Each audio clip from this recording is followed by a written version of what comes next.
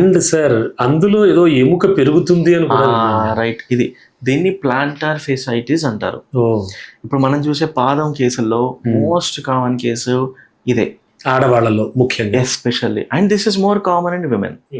ఎందుకు? రకరకాల కారణాలు, బేర్ ఫుట్ వాకింగ్ వల్ల, కిచెన్లో ఎక్కువసేపు నిలబడి వంట చేయడం వల్ల. సో వీటన్నిటి వల్ల ఏమవుతుందంటే జనరల్గా ఇక్కడ ప్లాంటార్ ఫేషియా అని ఒక స్ట్రక్చర్ ఉంటుంది, ఇక్కడ నుంచి ముందు వరకు ఎక్స్టెండ్ అవుతుంది. ఇది ఎక్కడైతే ఈ బోన్కి అటాచ్ అవుతుందో ఆ జంక్షనల్ ఏరియాలో ఒక రకమైన ఇన్ఫ్లమేషన్ వస్తుంది. దీనివల్ల పొద్దున్న లేవగానే అప్పా నొప్పి, మళ్ళీ ఒక 2 నిమిషాలు 5 నిమిషాలు నడవండి, నొప్పి తగ్గిపోతుంది. ఓ 2 గంటలు కూర్చున్నాం, మళ్ళీ అడిగేయాలి, ఫస్ట్ అడుగు పెట్టగానే మళ్ళీ నొప్పి, ఈ రకంగా ఉంటుంది. దీనివల్ల ఎటువంటి అపాయం లేదు, ఇది డేంజరస్ కేస్ కాదు, దీనివల్ల ప్రాబ్లమ్ జనరల్గా లేదు. కొన్ని చిన్న చిన్న చిట్కాలు ఏ రకంగా, ఒకటి ఇంట్లో కూడా మెత్తటి చెప్పులు వాడడం. మెత్తటి చెప్పులతో చాలా వరకు కవర్ అయిపోతుంది.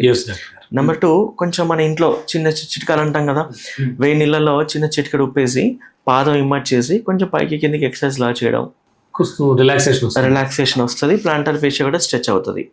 రైట్, ఈ రకంగా స్ట్రెచెస్ వల్ల దీని మూమెంట్ బెటర్ అవుతుంది, నొప్పి తగ్గుతుంది. నెంబర్ 3, మన ఫిజియోథెరపీలో కొన్ని స్ట్రెచెస్ నేర్పిస్తాం, ప్లాంటార్ ఫేషియా స్ట్రెచెస్ అంటాం. దీన్ని రోజుకు ఒక 3 సార్లు 4 సార్లు చేసుకో, హార్డ్లీ 5 minutes పడుతుంది అంతే. చేసుకోవడం వల్ల ఈ స్ట్రెచ్ అయ్యి ఇన్ఫ్లమేషన్ తగ్గుతుంది. ఒక ఇంపార్టెంట్ చిట్కా చెప్తా దీనికి. సో పొద్దున్న లేవగానే డైరెక్ట్ అడుగు కింద పెట్టొద్దు.